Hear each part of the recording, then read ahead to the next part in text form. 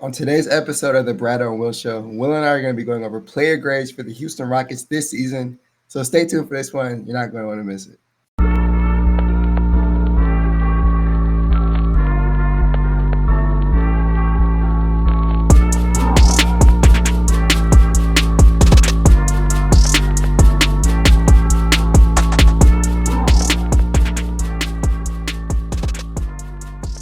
All right, and welcome back to the episode of the Bradeaux and Will Show. You guys heard Brad in the intro. Today, we're going over the player grades for each individual player on the Houston Rockets this season. We will be encompassing both the regular season and the playoffs. And then, of course, each player is graded relative to their role and expectations. So, therefore, there will be guys who get higher grades than other guys. That does not mean they had a better season than this other guy. That just means they had a better season per their role than somebody else. So, encompassing regular season, postseason, and relative to role. That's the rubric, and then I guess we can go over our each individual metrics as for why we gave the grade we gave. And yeah, that's how we're going to do it today. So we plan to start with just the starting five and just go down. We'll start with the point guard, Mr. Fred VanVleet. I have my grades written down right here. I gave Fred for the 2024-2025 NBA season. I gave him a C plus. And let me explain my grade for Fred there. I think that Fred is still super duper important to what the Rockets do, almost to a fault at times, right? Where we're kind of over aligned up on him. What was it? Was it February? Was that the month he got hurt, Brad? And just February that he got hurt, into January, and then it just fell downhill from there. Went to poop, man. And I would say we were a pretty bad team without him. So like his value is super duper important. I think that he also proved his value in leadership and experience for this team in the latter half of the Warriors series. We kind of elevated his play and became one of the more consistent players on our team. But the reason I gave Fred a C plus is because I think that he regressed just about everything he was good at last season. I think that he's not as good of a shooter as he was last season. I don't think he was as good of a defender as he was last season. I don't think he was as good of a playmaker or decision maker as he was last season. I think some of that is a byproduct of him kind of being ran into the ground out of necessity, which is, we can talk about that in a second. But I don't think that he was as impactful as he was the previous season, particularly with the inefficiencies, man. Like that hurt us a lot at times this year with how inefficient our backcourt was. And so I didn't feel comfortable giving him anything higher than a C plus because even though I do think he was impactful, even though I do think he was good at times for our team, and even though I am perfectly fine with him coming back next season, I do think that overall he had, like I said, relative to role, I don't think that he played the way I think Fred would tell you he kind of left things on the table this year. And that's where I'm gonna leave it at. That's a good way to put it. 37% from the field, under 35% from three. Efficiency dropped from last season. But we see how important Fred was to this team just from a setting the table standpoint. And that's why he's important to what Houston does. They had a 6-7 game losing streak, as we talked about in early February. So, yes, Fred's important, but he did underperform to his standards. Thankfully, he picked it up in the playoffs. But, on the season as a whole, I would give him around a sort of agree with like a C plus, B minus. They were 11-11 this year without Fred. I won't count the last 2 games of the year where they were just sitting people. So they were technically 11-9 without Fred this year, which was much better than last year. Last year they were awful without Fred VanVleet. So this year they showed signs of life, at least without him. But again, he is important to what the Rockets do. But ideally, he does need to be a lot more efficient. Has to work on the shot selection. And yeah, just those things are extremely important. I do expect him to be a Houston Rocket again next year. I hope they scale that contract down. They just extended it to the June 29th deadline. So I'm curious to see what happens there. But yeah, to his standards, as Will said, he would tell you that he was not as good as he should have been. So yeah, I'll go with the C plus, B minus. Who do we have next? Jalen Green. I'm just gonna go in order. I also gave Jalen Green a C plus relative to expectations. Like I said, this encompasses both the regular season and the postseason. I think that Jalen Green's average of about 22 points per game, 54-2 shooting. I think that if I told you at the start of the year that would be his average at the end of the year, I think we would all kind of be a bit disappointed with that. As the season goes on, it's kind of hard to kind of step back and look big picture. But yeah, 22 and 54 TS is not necessarily the greatest in the world. That's about 3 percentage points below league average. And then 2 points per game. I'm not going to sit here and tell you scoring 20 plus is easy in the league, but I think that we would have thought that Jalen Green would be closer to like the 25, 26, even 27 point per game range. So I was kind of disappointed in that ballpark. And then obviously the huge disappointment was just how much it declined in the playoffs. I think that our backcourts, like I said, our backcourt's inefficiencies have been kind of the Achilles heel of this team for quite some time now, because you look at what the team is missing, and it's the perimeter creation, someone to go out there and uh, you know put some pressure on defenses from beyond the arc. And we didn't know game in and game out whether Fred or Jalen wanted to do that consistently. And so that hurts times in the regular season. I will give Jalen credit. There was games where he won us, right? Where we would have lost the game if it wasn't for Jalen. So I'm not going to tell you it was all bad, even though there was some. I said there was still food left on the table. I do think that there was games, like I said, where he was the determining factor in us winning. I think game 2 of the playoffs, you saw that, right? But the problem is just that, like I said, those games kind of come too few and far between. There's still a healthy mix of games where he's not really scoring the basketball, and if Jalen Green's not really scoring the basketball, you ask yourself, well, what does he do at a level that would justify his usage and his minutes? And that's a question that the front office is going to have to answer if he doesn't see any form or fashion of development. And like I said, the elephant in the room, we don't have to talk about it. We talked about on one of the previous podcasts, just the playoffs and how disappointing he was there. And it wasn't just that he looked bad. It was I don't know. I don't want to rehash my thoughts on this playoffs. It's still on the channel. But yeah, I was strongly discouraged by how his playoff series looked. So I didn't feel comfortable giving anything higher than a C plus. I think that's about where he's supposed to be. Yeah, and since we are including the playoffs as the grade, it doesn't go down for me. But I do want to start positive. I do give him credit for playing the entire season, back-to-back years. So I'll give him that, of course. I do believe he has become a better defender. He does have lapses at times still, but there is a very impressive leap, in my opinion, defensively from Jalen, from an effort standpoint, for sure. And even in playoffs, I'll say, outside of a few plays, the game he checked out, I want to say it was game 5 when we went down 3-1. He was playing some bad defense that game. But outside of that, he played really good defense in that series. So I'll give him credit for that. But just as a season sample, I was looking at his efficiency. I believe this was one of his most efficient years. Again, low bar. Don't say that, man. No disrespect to the kid, but he did improve his efficiency. Well, no, his rookie year was a little bit more efficient. So, he's been pretty consistent. 54 true shooting percentage is not the best for your shooting guard, but again, it's just, the consistency is the main thing with him. Obviously, the talent is there. Just has to pull it together consistently. And as Will said, it's on our channel already. I don't want to go back and rehash those, but I have not given up on the kid. I think he could be solid in the future. I want him to go gain some muscle this offseason. Udoka said the same thing in the post-game presser. He's getting to the cup. He's got to draw fouls when he gets there and play stronger at the rim. But I'll give him again, I give him credit. Leading the team in scoring, played the full 82. Just the playoffs were such a disappointment. I got to move it to like a C+. I was so checked out. Will, what did you grade him? Give him a C+.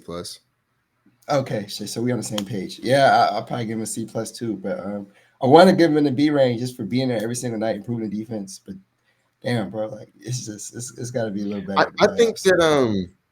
I think that leading the team in scoring stuff is kind of gas because he takes the most shots. I don't know. That would mean a bit more to me if it was efficient. But the fact that it's not efficient, that to me, that's not a. I'm not gonna say it's a bad. Well, the bad thing is probably the wrong word to use. But I don't. To me, that's not a. Look how impressive he was. He led the team in scoring. No, he took the most shots. He was yeah.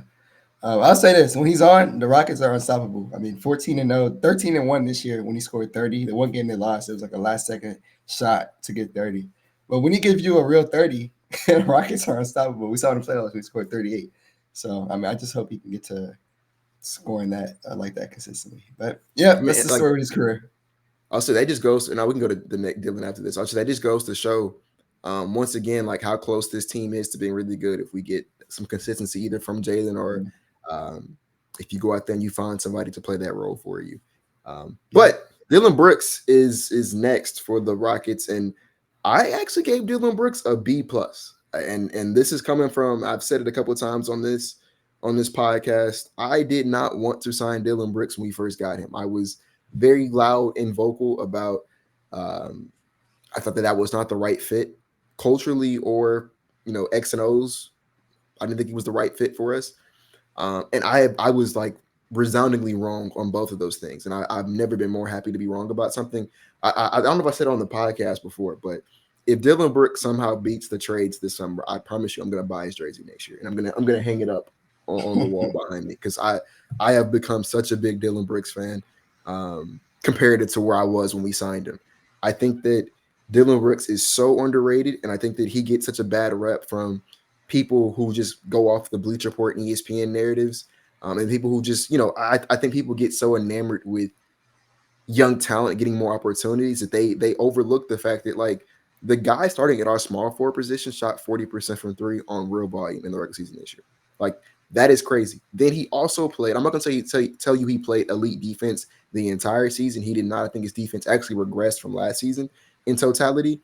But I do think that he still played above average defense the entire season. I think there were stretches where he played great defense. I think there were stretches where he played elite defense. I think in the postseason, there were stretches where he played elite defense. I think people didn't really give enough credit for the level of defense he played on Jimmy Butler. I think Dillon, Fred, and Amen actually all did a really decent job, as best as you could humanly do on Steph Curry. So, I still think that he has the avenue to tap into being an elite defender. I think the biggest thing for him to be able to tap into that is we saw an uptick in his offensive production this year in terms of his involvement on that end. And I think that's kind of what's gassing him out for his defense to not be as good as it can be. I think that's something that will also be fixed when we bring in more consistent perimeter offense, because you look at it, and I don't know, I can't remember if I said this on the podcast either, but I think I can make the argument to you that he's the most consistent offensive perimeter player on our team. Now, I'm not going to say he's the best, right? I still think that at their best, Fred and Jalen are better. But I think in terms of what you can expect night in and night out, I think Dillon was more consistent at his role and his production than Fred and Jalen were this year. Brad, I hated the little pull-up, fading midi thing he used to do, bro. You did. Hated You it did. when the season first started. And by season end, I was just like, you know what, man? He's make that shot all season. I can hate it so much, but he's making it, and especially when our offense is as stagnant as it can be at times, that's some of our most reliable offense. So, I can only hate on it so much. Like we said I know we said this on the podcast, I know we said it on playback as well. If Dillon Brooks has his feet set and he catches it, I think the shot's going in now. I genuinely do. I think if he's open, has his feet set, I think the shot's going in. And then I'll end my playing by saying just the leadership he brings to this team. I think people who were anxious to get rid of Dillon Brooks this summer do not account for how much of our culture, how much of this grit and grind mentality, the way that Tari goes out there and approaches the game, the way Amin and Bari, and all these other guys on the team who go out there and just approach the game. I don't think you get that without Dillon Brooks. You don't if you don't really listen or pay attention, you won't notice Dillon Brooks is like the quarterback of our defense out there. I hear him screaming, "Alpy, get out, Alpy, cut, his cut coming." He'll scream stuff like that the whole game, letting guys know what's going to happen on defense. And like stuff like that, you can't quantify in stat. There's no stat that shows you who's out there coordinating a defense, but he does it. And so, yeah, I love everything I've seen from Dillon Brooks this year. The reason they kind of didn't give me a A was I think he could have been a bit better. So a couple of smart decisions he could have made. And like I said, the fact that the defense waned so much, like I said, there were stretches where it was great, some stretches where it was elite, some stretches where it was just like, eh. And then the fact, this is the only thing I will heavy critique Dillon on, is Dillon is really good defensively when he's POA and guarding the best guy. If Dillon gets screened off, he's itching to get back onto that guy so much so that he'll leave somebody else open. Like Game 7, the reason Buddy Hield got all them threes is because Dillon really wanted to go guard Steph, and he did not want to guard Buddy. And that's been a consistent thing. He'll leave the corner, same thing, because he really wants to get back involved defensively. So get him to be a bit more disciplined than he has been, but is a total. I love what I saw from Dillon this year. I hope he comes back next year.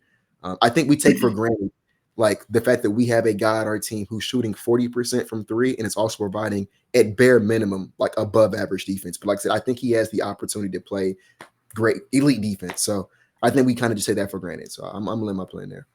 Yeah, I mean, so as Will said, Dillon Brooks, 39.7% from three this year on 6.3 attempts. Both of those are career highs for him. And he was by far the best high volume 3-point shooter on the Houston Rockets. So he's extremely valuable in that standpoint. And a team that struggles to score in half court offenses. We'll talk about it. Those mid range shots that Dillon takes, ideally, you're like, I don't know about that. But I mean, he was catching them this year. He was hitting them over 46% on those turnarounds this year, 45.9% totally on mid range. So, I mean, it was a solid option for the Rockets, and he was knocking them down. And from a consistency standpoint, Dillon was that on offense. So I will give him an A on the year. I actually give him an A relative to his role. Because, again, I think he was very important to what the Rockets did, a team that was really bad at shooting. And again, not the best team in a half-court scoring offense. Dillon was there for the most part. And for a guy who, again, was heavily hated on for his contract to only be making $20 million, and again, that's nothing with the league right now and the new salary cap. That's a really good contract. And Dillon, for what he does to this team, the mentality, quarterbacking the defense, everyone says it. I forgot which coach said it, but they said Dillon was the head of the snake when it came to the Houston Rockets defense. And he takes on the toughest challenge for the most part. Again, I will say he does definitely get lost way too much defensively in his zone defense too, and coming off screens. But as a whole, I got to give that brother an A because, he definitely did his thing, and I want to give him his credit. And we talked about on different podcasts. Last thing I'll say, probably one of the top 3 most underrated players in the NBA just because of his reputation.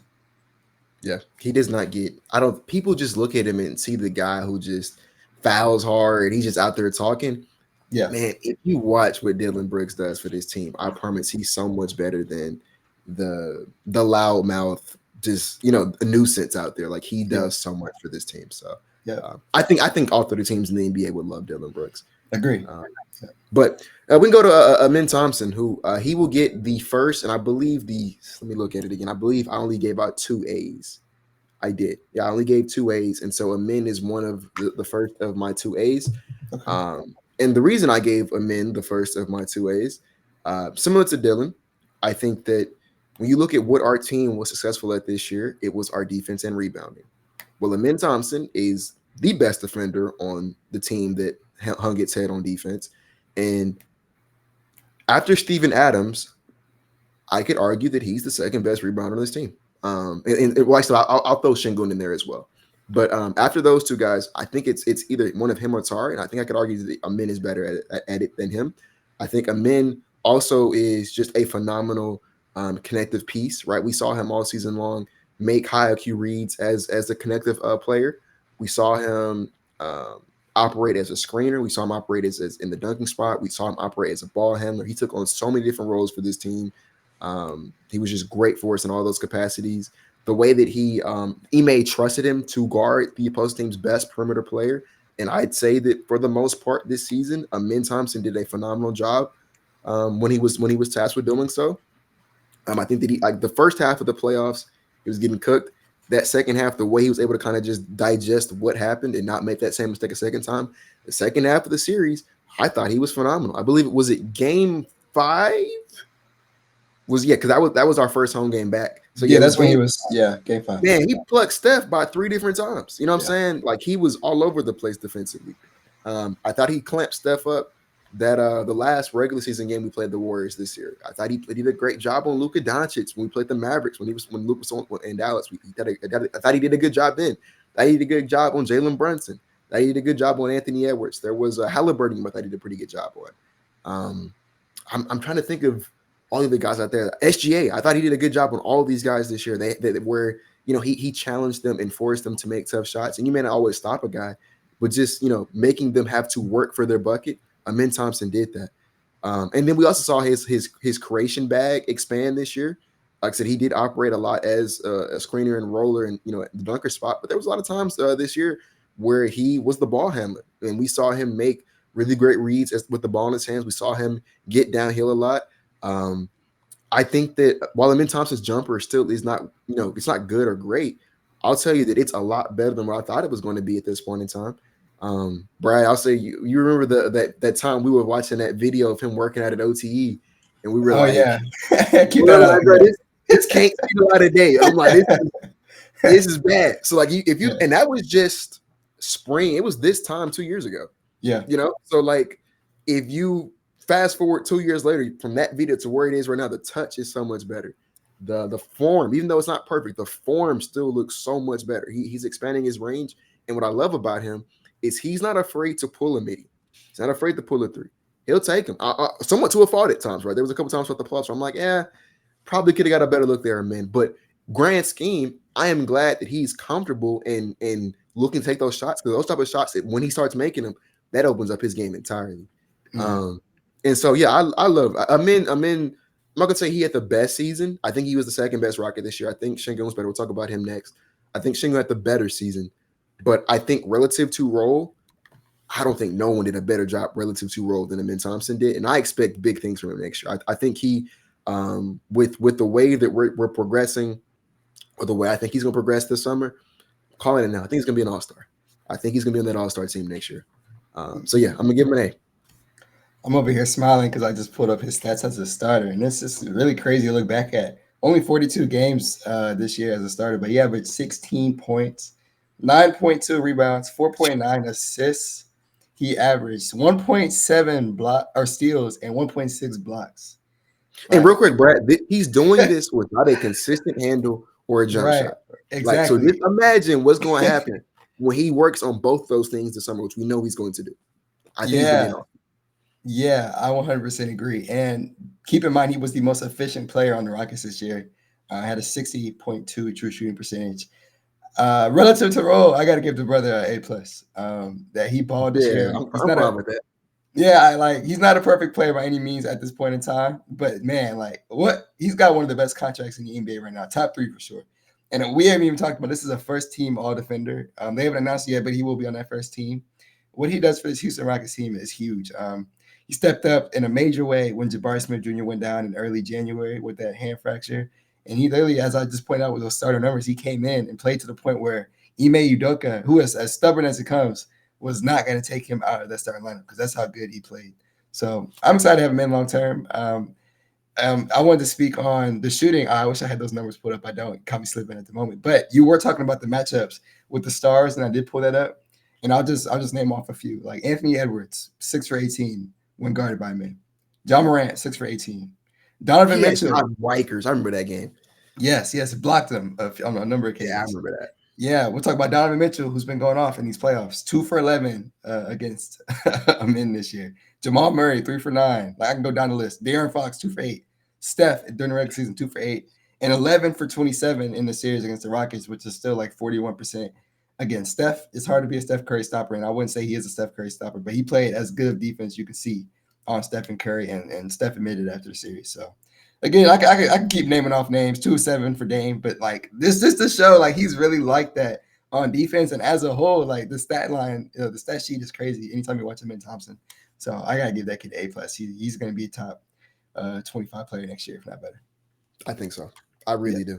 I also want to say, I think Amin Thompson is living proof that Ime Udoka will play you if you earn the minutes, because I think people think that Ime has his mind made up, and he's like, okay, no one else can play. And I'm like, the guys who aren't playing more. That's for a reason, dude. And we don't have to go on this podcast, but I can tell you why Cam Whitmore didn't play this year. I can tell you why Reed Shepard didn't play more than what Reed played this year. I can tell you why Jabari Smith didn't get his starting spot back after a minute. We can break that down. And I guarantee it's not for this unforeseen, Ime Udoka agenda, because people don't remember Amin Thompson was not a starter on this team his rookie season or start this season, nor was he leading the team in minutes, right? I'm not even sure he was the 6th man. He probably was because Tari got hurt last year. But I don't think that from game 1, I don't think he was playing the most minutes off the bench. You can fact check me on that if you want to. I got you. But my point is he didn't come into this league all right. This is his team. He's gonna start. It's gonna be over. Nah. I mean, he had to grind. And you talk about a guy who found a way to impact the game without necessarily being because he came into the league as a guard. And what he was able to impact the game as a wing. He kind of transitioned positions. He became more of a hybrid, right? What got him minutes last year was because at OC he was the guy who brought the ball across the court, was the primary ball handler, was the scorer, right? What got him minutes on the Rockets last year was he said, all right, I'm going to go out there and make sure my man doesn't score. I'm going to get every rebound. I'm going to set hard screens. I'm going to roll to the basket. I'm going to make smart passes. Right? I just described what role players do. And he found a way to star in that role so much where Ime Udoka was like, I got to start this dude. I got to play him more. You know what I'm saying? So, like, if you're somebody on this team and you're like, man, I want to play more, man, go earn them. We just watched in real time. Somebody go earn his minutes who wasn't, like I said, he didn't come in day one as a starter. You know, he didn't get the privilege that like Jalen and Jabari did, where they came in from off rips, off the virtue of them being top picks and became starters. He had to work to his spot. And so much so that when Jabari came back, Ime was like, nah, you got to keep starting him in. Mm-hmm. So, you know, that's just my point is people out there who think that like it's just a firm set rotation. Like, no, man, you can earn your minutes. You can earn them. But to go on to Sengun, I do want to emphasize, I know how that Turkish Mafia gets. This is not saying I think Sengun was the best player on the team this year. I think he was the all-star for a reason. Right. If I had to, so like I said, if I had to pick somebody to take a shot to win us the game, I'm picking Sengun. Relative to expectations, I gave him a B+. And offensively, it will probably closer to like a C+, B-. The reason why his grade is so high for me is because that dude played such good defense this year that I don't think no one but Rockets fans really give him credit for, that he had to bring his grade up, right? His defense this year was better than his offense. And that is a sentence that I did not think I was ever going to say in my life, but it was. His defense was phenomenal this year. And it wasn't a fluke. It wasn't just, oh, he's just having a good defensive stretch. It was a full season and postseason of him playing phenomenal defense. People thought he wasn't going to hold it defensively in the postseason. Sengun put that to bed early, right? Like from game one, he was out there making plays defensively. He held up a 7-game series against a Warriors team. I think if there's any team out there that would make him work, maybe next like the Lakers, it was the Warriors. And he held up defensively and excelled on that. I thought he made a lot of great high IQ plays defensively. The way that he's able to move his feet laterally, I never thought he'd be able to move his feet this quickly. Never. When we drafted him, I did not think he was going to be able to be this mobile as a defender, and he is. The weak side rim protection is there. The way that he walls up guys, so like a Min and Tari, Jabari can come over weak side, block it, like stuff like that is textbook. And he did it all season long, right? And that's on top of him drawing the most defensive attention. That's on top of him. Our crunch time offense is still get Sengun the ball, right? Like we talk about the playoffs, what the hierarchy was. Like I said, bro, I knew who the ball was going to. It was going to Sengun. When we needed a bucket to tie the game, was that game 4 where we lost it? I think I was a game 3 against. I can't remember. It was game 4 where they fouled Jimmy and they needed to get a bucket at the end. Yeah. And it went to Sengun, and I'm living and dying with the ball in Sengun's hands. I think he's still, you know, a gifted playmaker. You know, he gets into those zones where he's unguardable. The biggest thing for him this summer is just to go back and figure out what happened to his touch, because the touch he had in year 1 through 3 was not there in year 4 for whatever reason. I do think part of that is because of how gassed and how much he's working defensively this year, that it's like it's a bit difficult to both be the defender he's been this year and then also be the go-to guy on offense. But yeah, if he can figure that touch out, which I'm confident he will, plus where he was as a defender this year, man, I mean, that dude, and he's not even 23 yet. He's gonna turn 23 in July.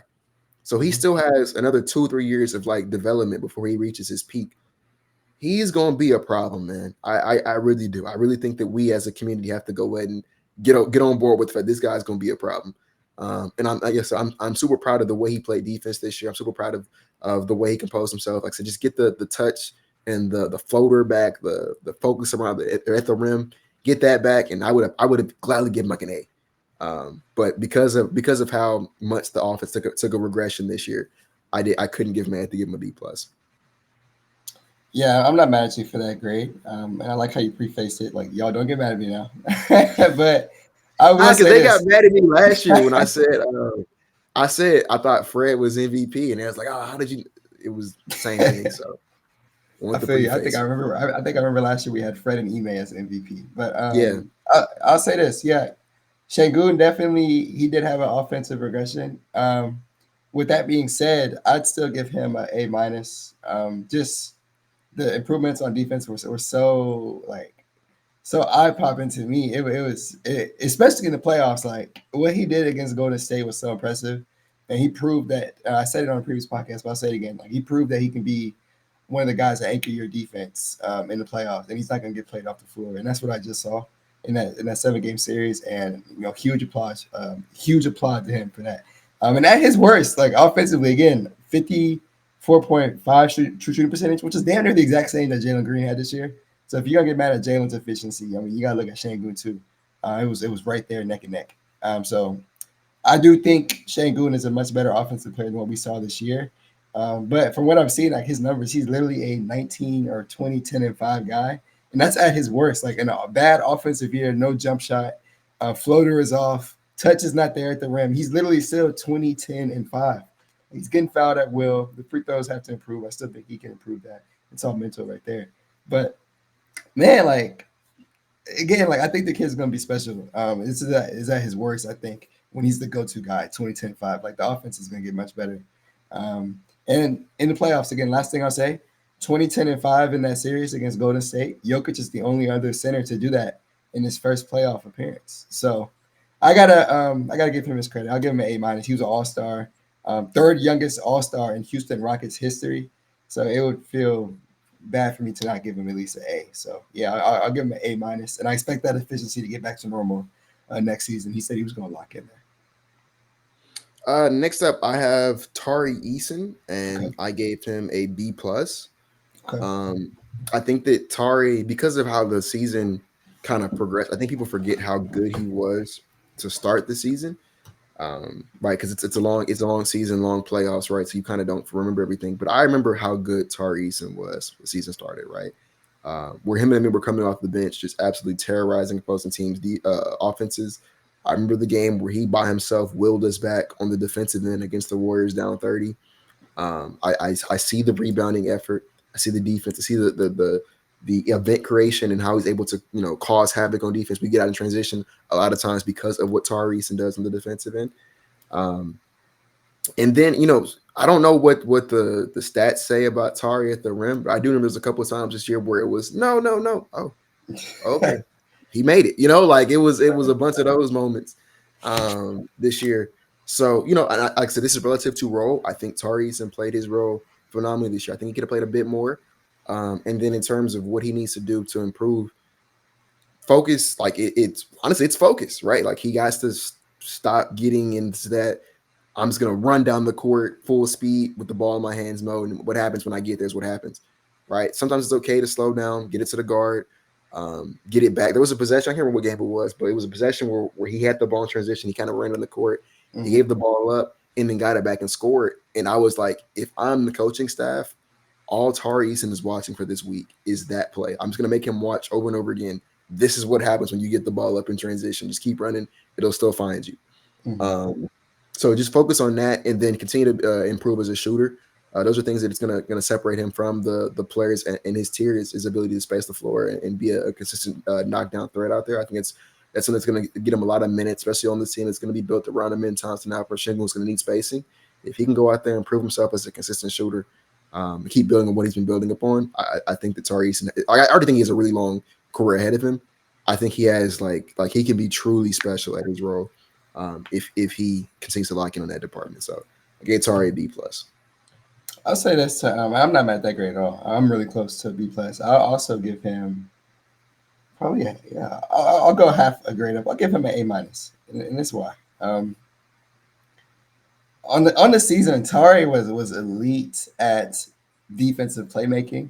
He's racking up a ton of steals, a ton of blocks, and this year, I mean, over 3% steal rate and block rate. First Rocket to do that since Hakeem Olajuwon. And it's not a nitpick stat. That's a really good stat. Tari is very active defensively, second highest rebounding percentage on the team. Like he is really like that. Or third highest behind Sengun and Steve-O, if you're not counting Jock. But yeah, he's really like that. Like he's one of those guys that's going to be in Houston long term.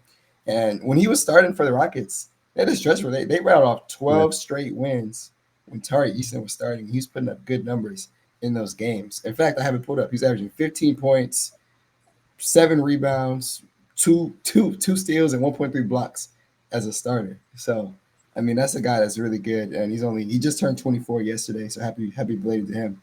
But yeah, Tari Eason had a really good year. He did scale off a little bit after he got hurt initially, He was on pace to be like in that 6 man of the year conversation at first. But yeah, the three ball has to improve. As a starter, he was like 33%. I'd have to look at it for the year. I'd imagine it wasn't over 35. But that's his main thing. Go get that three ball consistent, and you're good to go. But yeah, I love Tari's activity. What he brings, relative to his role, is perfect for this team and embodies Ime Udoka's mindset. So I'll give him an A minus.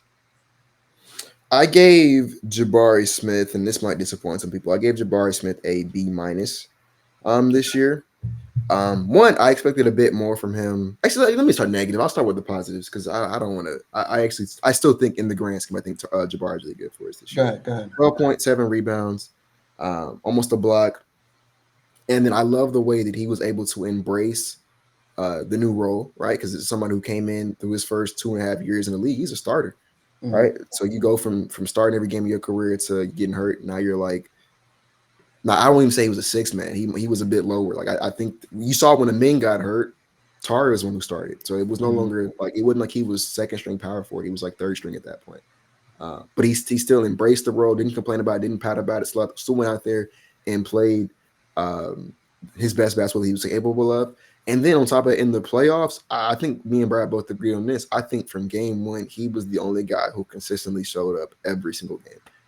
I think it was a travesty that in the final games he did not play more than what he did because he was super duper impactful every minute he played.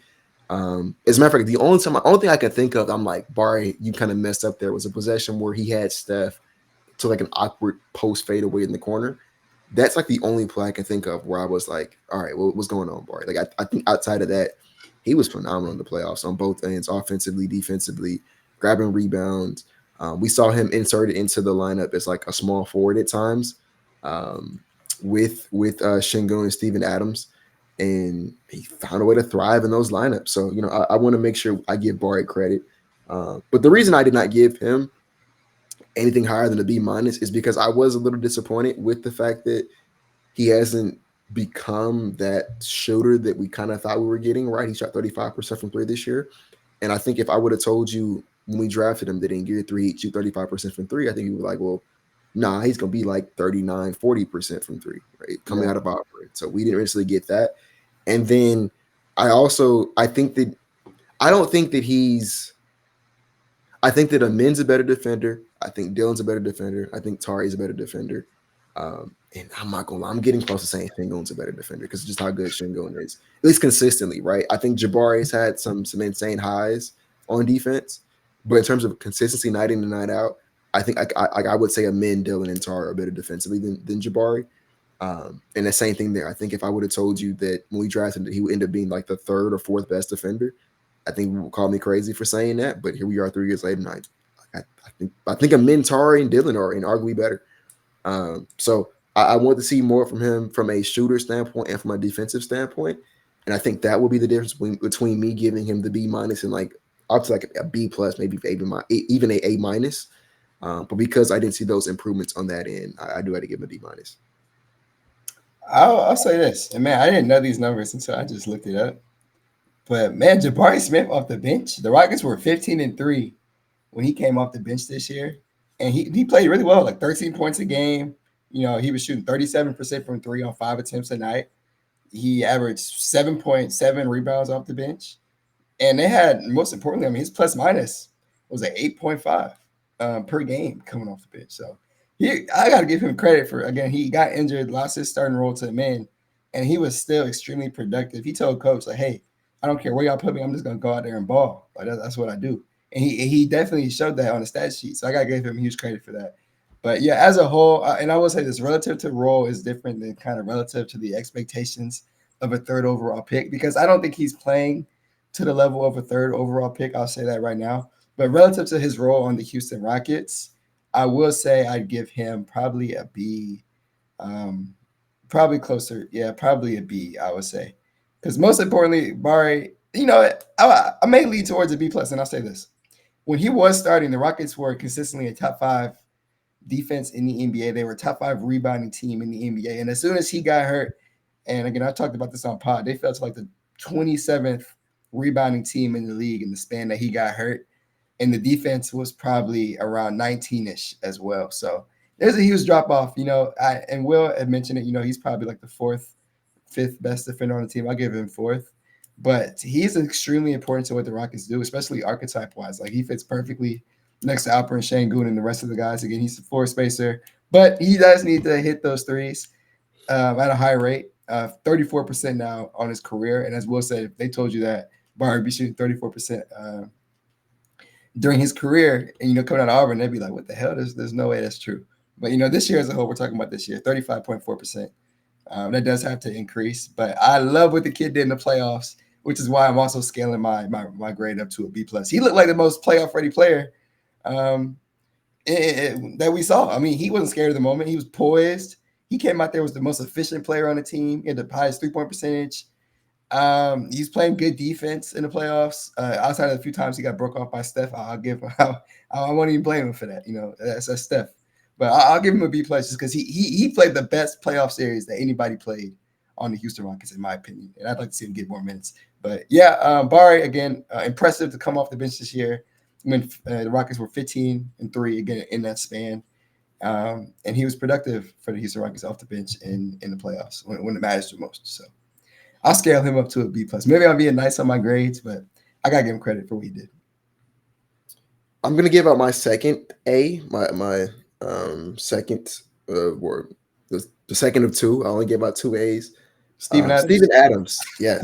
Steven Adams will get my second and final A.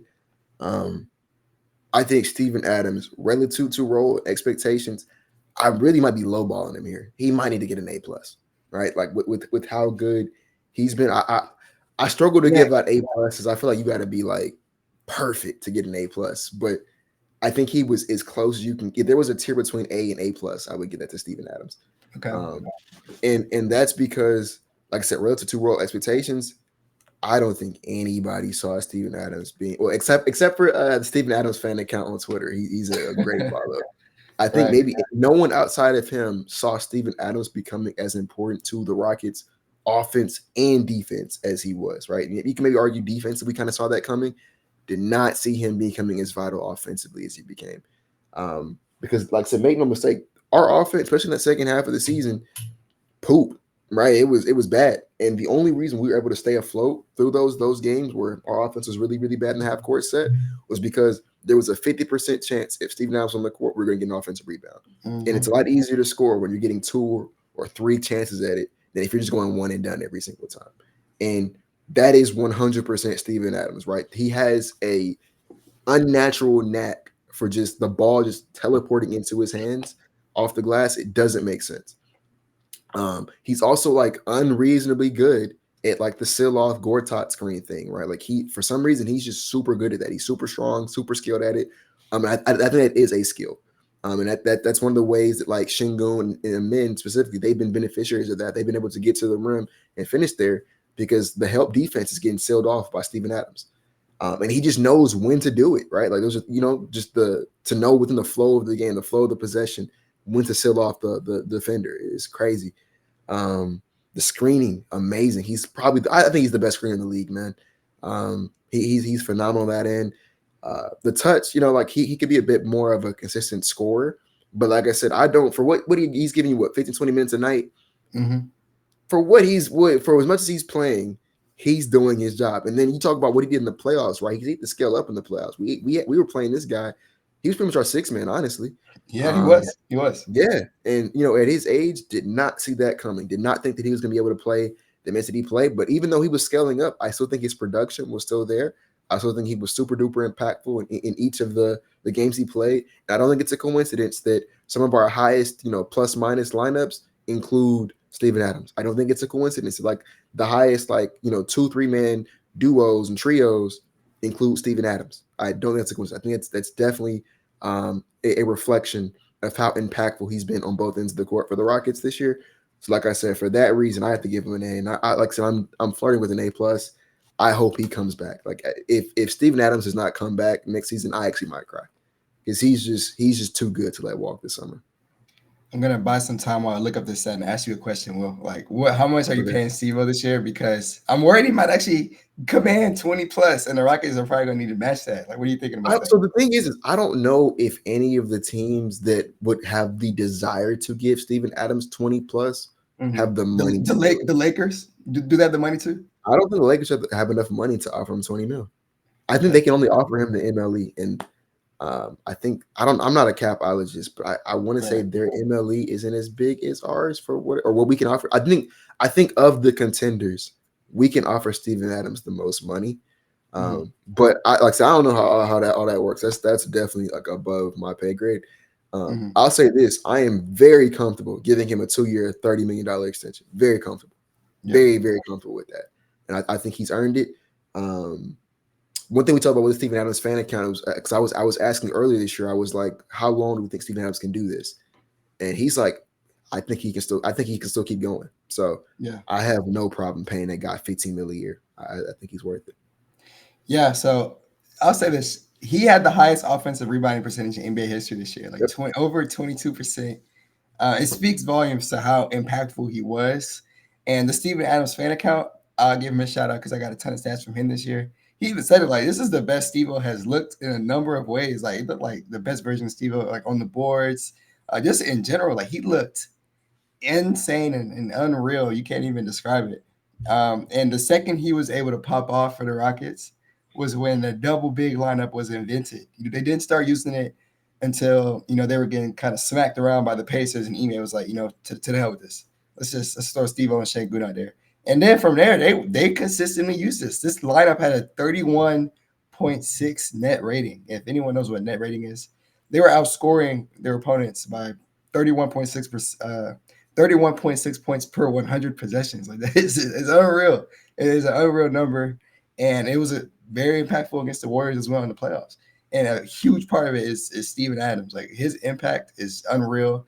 Again, it was to the point where in game 7, he checked in within 5 minutes of the first quarter of buzzer. Like he came in that quickly. Like, we gotta get this guy out there and play him damn near 30 minutes. So huge shout out to Steve this year. It wasn't the entire season where he was balling. At the start of the year, everyone was kind of concerned, like, is this guy, was he worth the trade? Is he still hurt?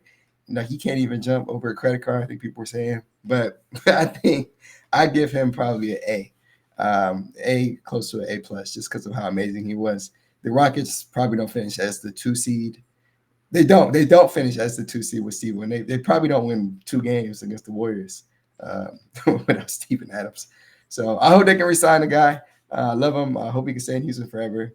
But yeah, I got to give him a very high grade. So Yeah. Next up, so full disclosure, we're not going to rank Reed, Cam, Jeff Green, and Jock Landale because they didn't play enough to give them a grade. Like I can't. I don't. Even, if I wanted to give, like, if I had to give a grade for reading him, it'd probably be Fs. But like that's not fair to that they didn't play. So I don't rank them. So I'll do of the guys we have left. I gave Holiday C plus and I gave Tate a C plus. And I think both of them because neither of them necessarily excelled at their role, but neither of them were necessarily bad at their role either. I think they both were just quality guys who came in and when we need them to be productive, they were productive, and they didn't play much, right? So like they're pretty close to incompletes on their own just because they didn't play that much this year, but I do think they were productive at times when they played, so that's why I'm going to give them C pluses, both of them. But yeah, that's kind of where I'm with Holiday and Tate. Yeah, I'll say this. Put up Holiday's numbers. I didn't realize he played 59 games this year. Last year he played around like 77ish. But in that time, I know, right? It seems weird, right? How many Yeah. minutes did he play? He was playing like 12 minutes a night. No way, dude. He did not. I put it up. This is only him off the bench. I'm sure he probably started a game or two as well. But his bench numbers, I mean, shit, he shot 42% from 3. That's damn near his role. Go in there and make some threes. that's what the Rockets need. Go make some threes. So man, I'll give him a B minus. I'll give him a B minus. Relative to role. Yeah, I mean that's what you're supposed to go in there and do. I'll give him a B minus. Landale, I'd have to pull that up on the fly as well because I don't know how many games he played for us off the bench. 39 games off the bench for us. So yeah, he really didn't play that much. 53% from the field, 43% from 3. I mean, Lando is Lando at this point. Like he's getting $8 million a year. He is, underperforming on that standpoint. But he did have some stretches where he looked really good. And he started the year extremely bad. So at some points the guy does not look like he belongs in the league. But sometimes he's a very serviceable big. But again, the Rockets did look much better with Steve-O in his role. So I'll give him like a C plus maybe, relative to role, maybe a C. Who's the other guy you threw in there? Jason Tatewell? Get tape. Team Cap. Shout out Team Cap. I'm not even gonna pull up stats for Team Cap. I'll give him a B plus all vibes.